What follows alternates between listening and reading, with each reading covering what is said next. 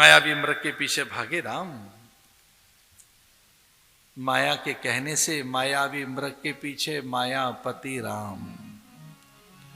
निगमने शिव ध्यान नावा, निगमने शिव ध्यान नावा, माया मृग पाछे सुई धावा, माया मृग पाछे सुई धावा।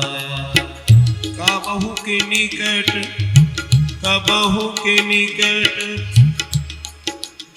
कबहु के निकट पूनी पूरी पराई, कबहु की प्रगट कबहु छिप जाई, कबहु की प्रगट कबहु छिप जाई। राम उठे और सीता को यह कहकर मैं चला।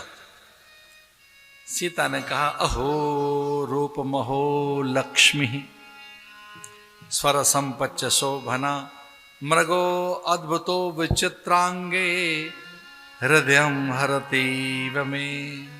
अरे मायावी मृग, तू क्या मेरे जीवन में आया, मेरे मन के कोने कोने में तू छा गया। अहो रूप महो लक्ष्मी, तू क्या है, तू कौन आया है जो मेरे मन के कोने कोने में छाया है।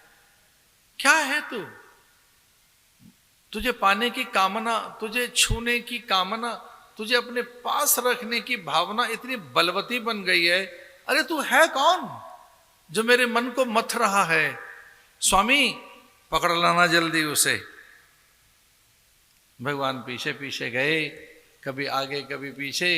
भगवान ने बाण चलाया, मारीच समझ गया कि भगवान का बाण निकट आया है। मायावी मृग का रूप त्याग दिया मारीच ने, स्वयं खड़ा हो गया, बाण धसा मारीच की छाती में और मारीच ने दिव्य स्वर में कहा, हे लखन मेरे प्राण संकट में हैं, हा जानकी मैं दुखी हूं, संकट में हूं, मेरे प्राणों की रक्षा करो, लखन मेरे प्राण बचाइए।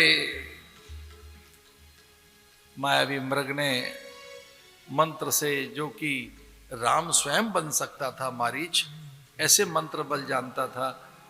सीता ने मर्म वचन कहे, लक्ष्मण दौड़े और इस प्रकार से वो माया मर गई और मारीच का उद्धार हुआ। हमारे हाथ में तो दिन ले दे के एक ही बचा है कल का।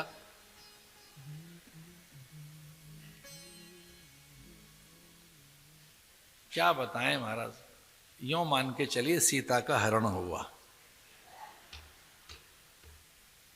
अब यही कहेंगे कि सीता का हरण हुआ, मारीच का मरण हुआ, सीता का हरण हुआ।